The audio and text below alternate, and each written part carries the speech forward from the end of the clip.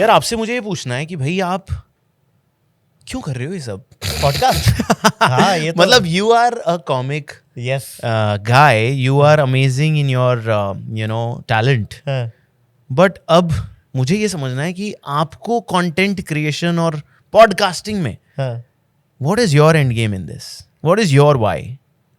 Okay so podcasting तो मुझे लगता है कि इस वक्त बहुत मतलब मुझे एक ऐसा पॉडकास्ट सुनना था जब मैं सोच रहा था कि यार मैं ना उसमें ज्ञान नहीं चाहता, मैं चाहता हूँ कोई दो बंदे बातें कर रहे हैं और उसमें ज्ञान मिल जाए तो ठीक है, नहीं मिला तो भी ठीक है, मिल गया तो बहुत अच्छी बात है। या मैं दारू पी रहा हूँ और मेरे साथ कोई मेरा दोस्त नहीं है, तो मेरे को दो लौंडे चाहिए जो बकैती कर दो और उनका मैं बातें सुन लो, मुझे लगे कि यार मजा आ गया। ऐसा होगा, मतलब ऐसा लगा आपको? ऐसा मैं चाहता था। अच्छा कि मुझे नहीं देखनी नेटफ्लिक्स पे कोई वेब सीरीज, मुझे नहीं देखनी कोई मूवी।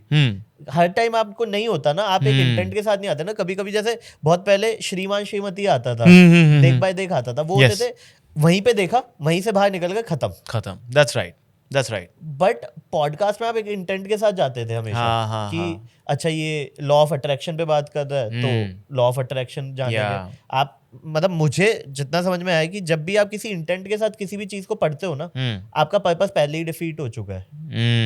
रियली? आप जब भी पढ़ाई के हिसाब से पढ़ते थे, अच्छा, तो आपको फन थोड़ी होता था। नाइस। लेकिन अगर मैं बोल दूं कि आप यार ये कॉमिक्स पढ़ लो, जो मैं राज कॉमिक्स का बताया था, कितने लोग राज कॉमिक्स की वजह से पढ़ना सीखे, बिकॉज उनका पर्पस पढ़ना नहीं था, उनका पर्पस एंटरटेनमेंट था और उस चक्कर में उस चक्कर में पढ़ना सीख गए, किताबें पढ़ना सीख गए। तो अगर आपका पर्पस ही एंटरटेनमेंट है तो हो सकता है आप सुनना सीख लोगे लॉन्ग फॉर्म। और मेरे को तो सच में ये लगता है कि यार मैं कॉमिक्स से 10 साल 12 साल हो गए, मैं बहुत सारे कॉमिक्स को नहीं जानता था। मतलब एक सुपरफिशियल लेवल पे सबको जानता था, नहीं जानता था।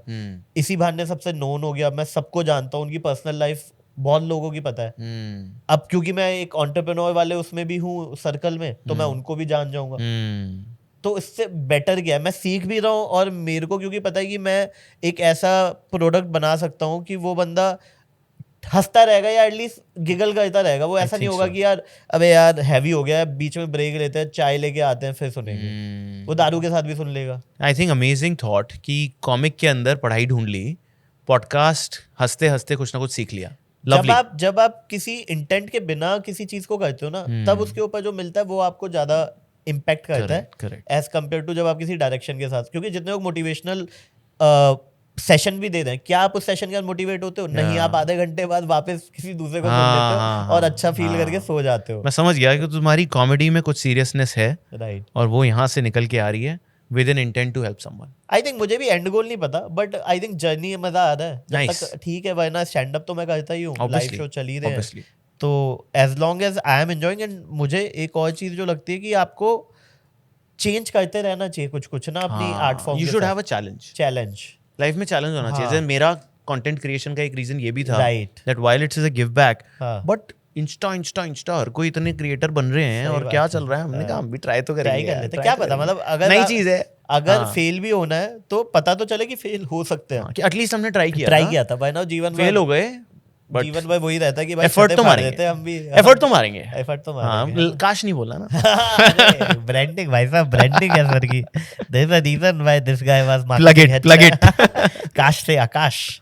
तो गाइस ऐसी छोटी क्लिप्स में पैक आपको बड़ा एंटरटेनमेंट चाहिए, so don't forget to like, share and subscribe to काफी वाइल्ड लाइफ शो क्लिप्स।